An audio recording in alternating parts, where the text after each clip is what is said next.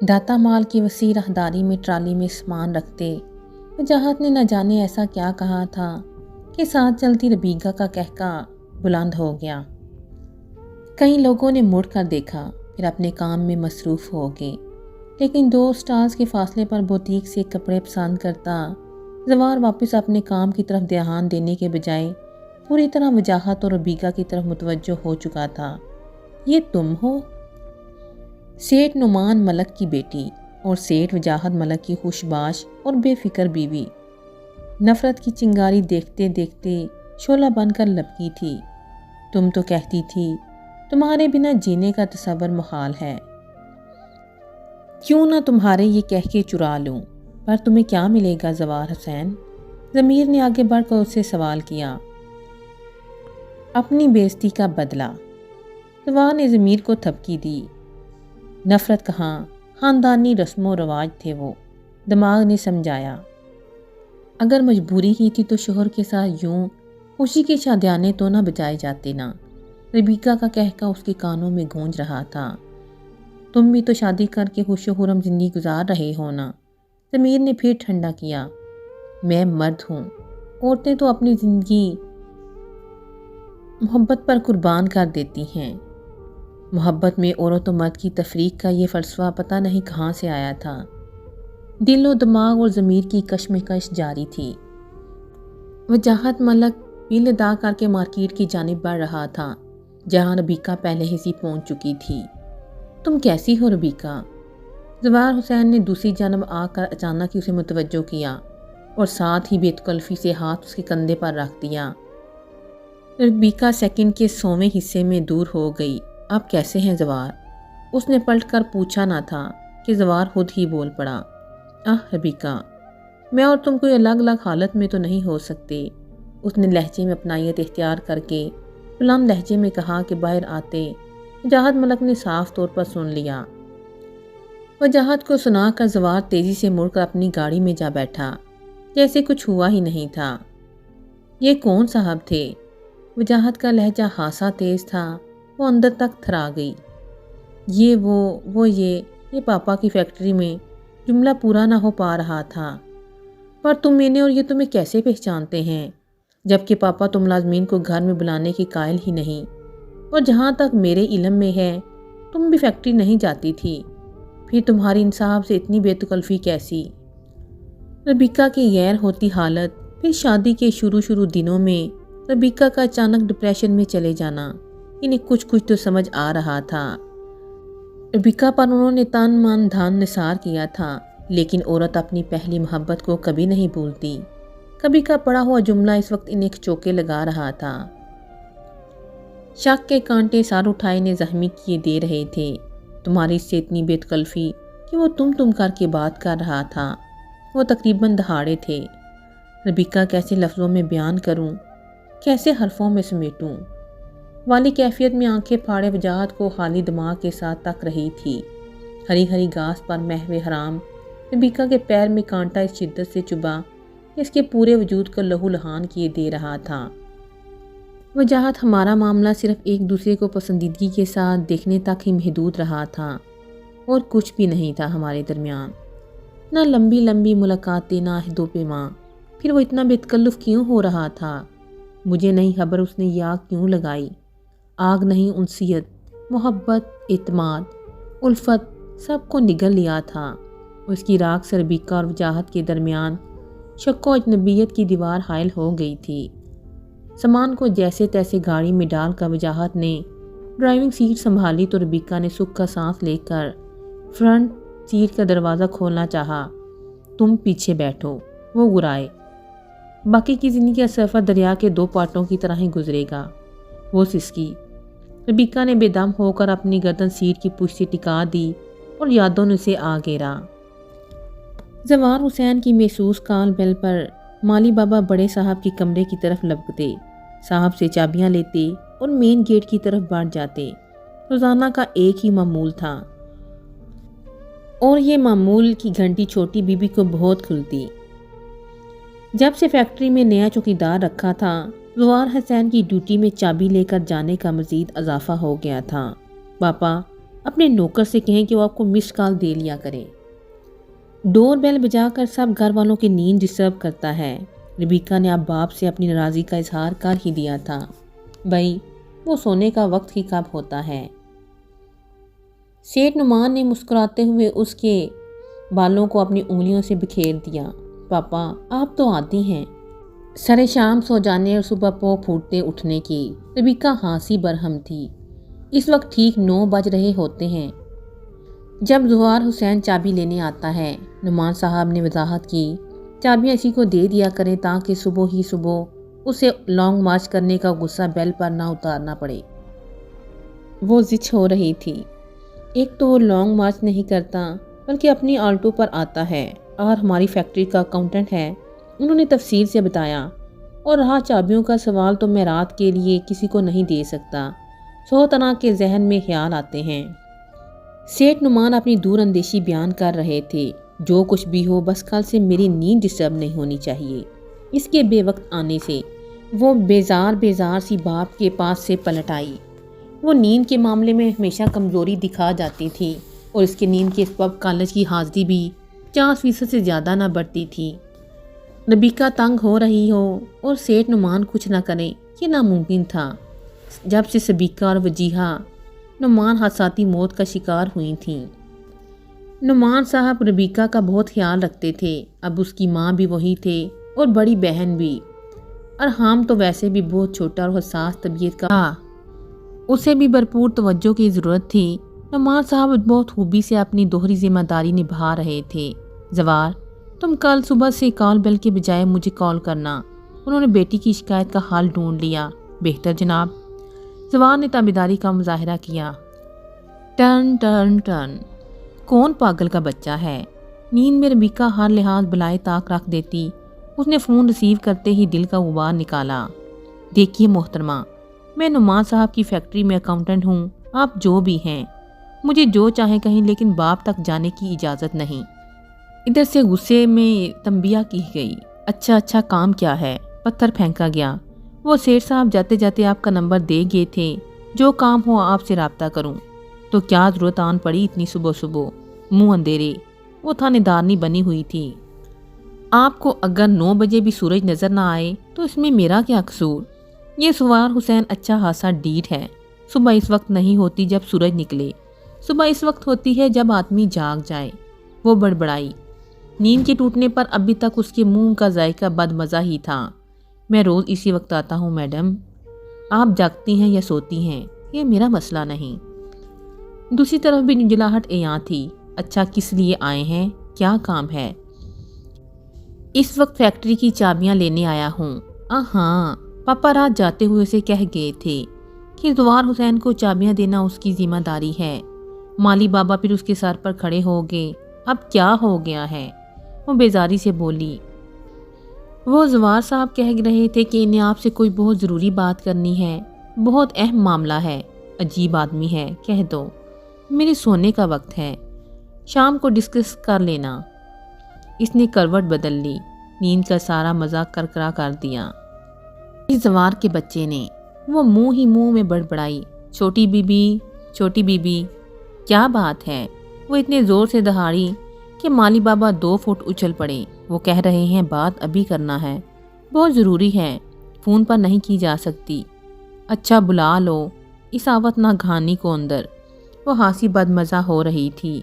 جلدی سے wash basin سے ٹھنڈے پانی کے چھینٹے لگا کر شب حوابی کا لباس تبدیل کر کے جیسے وہ لان کی طرف آئی تو ایک دراز قد وجیہہ نوجوان کو بے چینی کے عالم میں ٹہلتے پایا۔ آپ؟ جی زوار حسین۔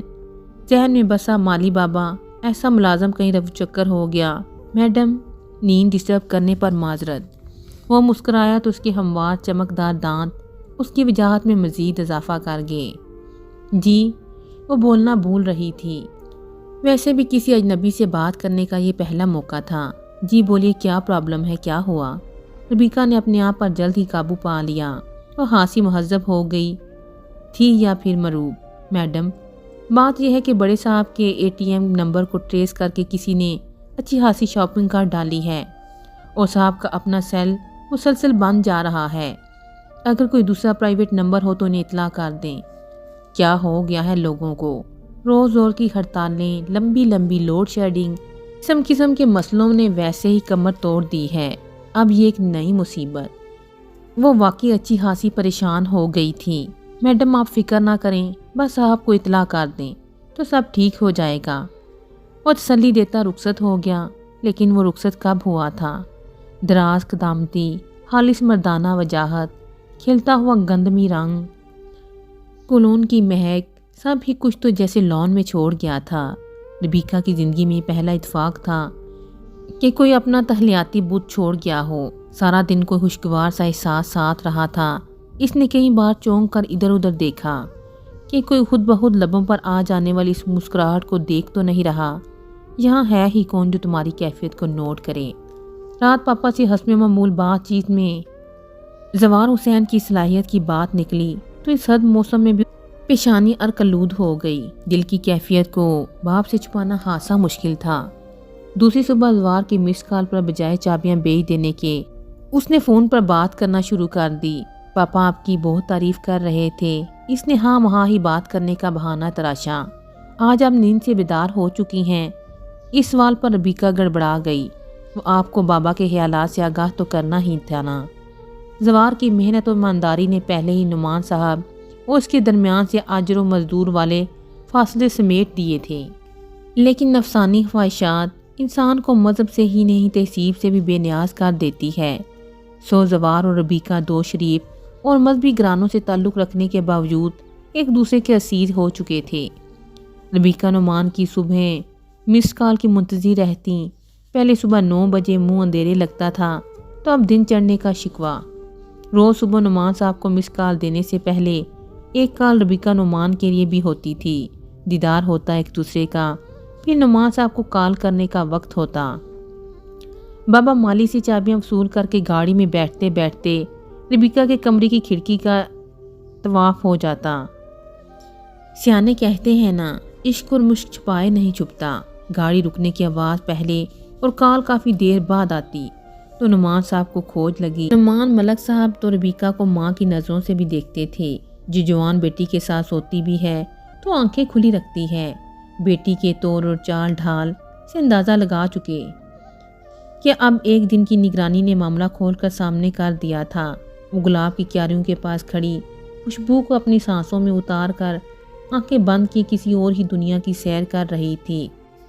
مختصر اتنا کہ 2 لفظوں سے بن جاتا ہے دل، ہے وسیع اتنا کہ اس میں 2 جہاں کا راز ہے۔ اس راز کو چھپائے وہ خاصی پریشان بھی ہو جاتی۔ کوئی دوست، کوئی بہن جو راز دل کو تھوڑا ہلکا ہو جاتا۔ جب ہی مالی بابا اس کا بلاوا لے کر آئے، پاپا نے اسے بلایا ہے؟ آپ نے مجھے بلایا ہے؟ بیٹھو۔ بڑا مشکل ہوتا ہے ایسے مواقع کو فیس کرنا۔ اسے صوفے پر بیٹھنے کا اشارہ کرتے ہوئے خود کلامی کے انداز میں گویا ہوئے۔ ربیکا نے سوالیہ نظروں سے باپ کی جانب دیکھا۔ دل کی دھڑکن آج کل ویسے ہی بے قابو ہو جاتی تھی۔ بیٹا دیکھو، میں تمہیدیں باندھنے کا عادی نہیں ہوں۔ تم بتاؤ، زوار تمہاری نگاہ میں کیسا لڑکا ہے؟ انہوں نے بیٹی سے براہ راست سوال کر ڈالا۔ بہت بہت ہی اچھا۔ دل اچھل کر حلق میں آ گیا، لیکن دل کی بات زبان پر لانے کا موقع بھی تو یہی تھا۔ سو اس نے بے تکلف باپ کی بات کا جواب دے دیا۔ تم اس میں انٹرسٹڈ ہو؟ ہاں، اگر مجھے موقع دیا جائے تو میرا فیصلہ اس کے حق میں ہوگا۔ باپ کے سیدھے سوال کا سیدھا ہی جواب آ گیا۔ اچھا۔ پانی کے سر سے اونچا ہو جانے کے احساس نے انہیں خاصا فکر مند کر ڈالا تھا۔ لیکن ربیکا، تمہیں اس بات کا علم ہے کہ ہماری فیملی میں اپنی ذات سے باہر رشتے نہیں ہوتے؟ جی۔ ربیکا رو دینے کو تھی۔ پاپا، آپ نے آج تک میری کوئی خواہش رد نہیں کی۔ مجھے اپنے پاپا پر بڑا مان ہے، وہ بیٹی کی خاطر اس فضول پابندی کو توڑ دیں گے۔ اس نے بڑے ناز سے کہا۔ نہیں نہیں بیٹا، تم نے غلط اندازہ لگایا ہے۔ انہیں اپنا ماضی یاد آ گیا۔ اس روایت نے انہیں اور مریم کو کیسا کیسا تڑپایا تھا، مگر بابا کے آگے ساری آہوزاریاں بے سود۔ ماضی اور حال کے درد نے مل کر ان کی آنکھوں بھی نم کر دیا تھا۔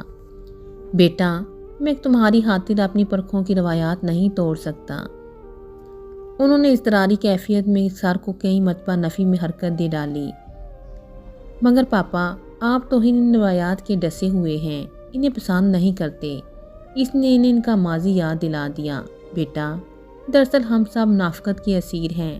اپنا وقت ہو تو روایات کو برا کہتے ہیں، لیکن پھر بات جب دوسروں کی آتی ہے تو انہی روایات کی پابندی کرتے ہیں۔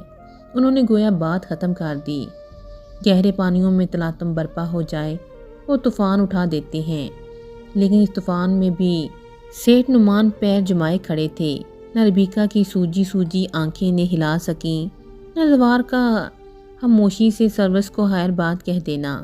آج وہ کئی ماہ بعد اپنی دوست کی سالگرہ کے فنکشن میں شریک ہوئی۔ بھلا کوئی کب تک دنیا سے ناتا توڑ کر سنیاس کے لیے بیٹھا رہ سکتا ہے؟ جو ہونا تھا ہو چکا۔ جذبات سے گندی عورت تو شمع کی مانند پگھل کر ختم ہو ہی جاتی ہے۔ اس کا وجود ایک بے شکل ڈھیر میں تبدیل ہو کر بس اپنے ہونے کا احساس دلاتا رہتا ہے۔ فنکشن میں جس نے اسے دیکھا تو تعجب ہی سے دیکھا۔ اسے کیا ہو گیا ہے؟ وہ کونے والی سیٹ پر جا بیٹھی تھی۔ حسن سوگوار کی متلاشی اور وجاہت ملک کی نظریں بڑی دیر سے اس کے تعاقب میں تھیں۔ وہ شرمندہ ہو رہی تھی۔ دور پرے کی رشتہ داری تھی، اس لیے قریب آ کر دعا سلام کرنے کا موقع وجاہت نے نہیں دیا تھا۔ شمع کی مانند پگھلتی سلگتی ربیکہ وجاہت کے دل کو روشنی عطا کرنے اس کی کوٹھی میں جا اتری۔ اپنی ذات، اپنے لوگ، اپنے ہم پلہ۔ کیا ہوا رابی؟ آج تمہاری آنکھیں سرخ کیوں ہو رہی ہیں؟ وجاہت نے اس کی آنکھیں دیکھ کر تشویش کے ساتھ پوچھا۔ بس یوں ہی ذرا سر میں درد ہے، اس نے بہانہ بنا دیا، ورنہ رات خواب میں زوار کو دیکھنے کے بعد جو آنکھ کھلی تو نیند ہی کب آئی تھی۔ ماضی کی تلخ و شیریں یادوں کے دیپک ایسے جلے کہ صبح ہو گئی۔ لاؤ میں سر دبا دوں۔ وہ اپنے اندر کے تپتے صحرا کو چھپا کر ہی رکھنا چاہتی تھی، لیکن وجاہت ملک اسے ایسے چھوڑ ہی دیتے ناممکن تھا۔ انہوں نے اس کا سر اپنے چوڑے شانوں پر رکھ کر اتنی نرمی سے دبایا کہ واقعی پرسکون ہو گئی۔ وقت کے مرہم اور شوہر کی محبت کے ابلتے چشموں نے اسے ایک بار پھر زندگی کی طرف لوٹا دیا تھا۔ پارٹیز، فنکشن، گھر، بازار، وہ ہر جگہ وجاہت کے سنگ نظر آتی۔ وہ وجاہت ملک کے دل کی دھڑکن تھی تو وجاہت بھی تو اس کا دل تھا۔ یوں لگتا جیسے زوار حسین اس کی زندگی میں آیا ہی نہ ہو، اور یہ ہے بھی حقیقت۔ عورت جب کسی کو بلا دے تو اسے پہچانتی تک نہیں۔ ارے رابی، یہ تم نے آج کیسے بند رنگ کپڑے پہن رکھے ہیں؟ مجھے بالکل اچھے نہیں لگتے یہ بینگنی رنگ کے کپڑے تم جیسی خوبصورت لڑکی پر، پلیز۔ لیکن شاید پلیز تو وجاہت ملک کے منہ سے بعد میں نکلا۔ وہ پہلے اپنے وارڈروب کی طرف بڑھ چکی تھی۔ ہاں بے شک آج کل فیشن ہے، مگر وجہ مجھے کپڑے کی رنگ پرنگیاں دیواریں پسند نہیں۔ ایک ہی کلر میں پورا کمرہ اچھا لگتا ہے۔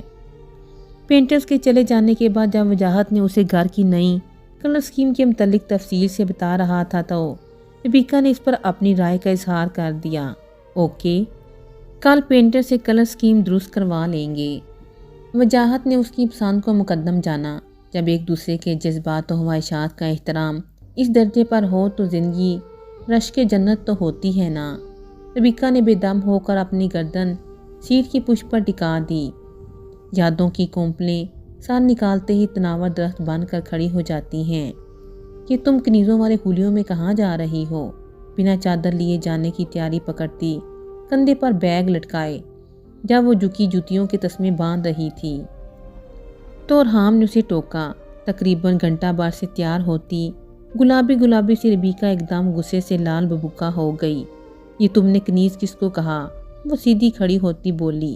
اپیا، شاید میں آپ کو سمجھا نہیں سکا۔ وہ رب جو ہمارا مالک ہے، جس نے انسان کو اپنے ہاتھ سے تخلیق کیا ہے، کیا ہی وہ ہماری ضرورتوں کو نہیں جانے گا؟